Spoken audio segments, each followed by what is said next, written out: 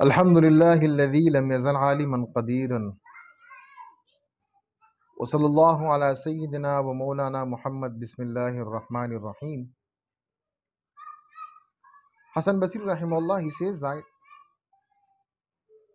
I don't believe that Allah subhanahu wa ta'ala will punish the one who seeks forgiveness of Allah subhanahu wa ta'ala, who says Istighfar, who repents from his sins.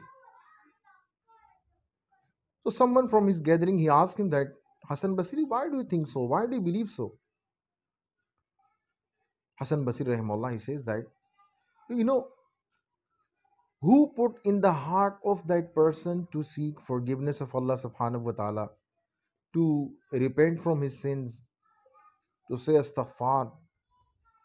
Obviously that Allah subhanahu wa ta'ala.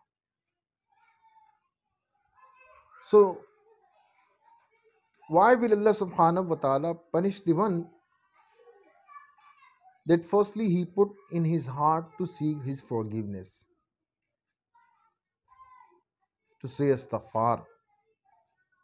If Allah subhanahu wa ta'ala had to punish him, he would not have put in his heart to seek forgiveness, to say astaghfar.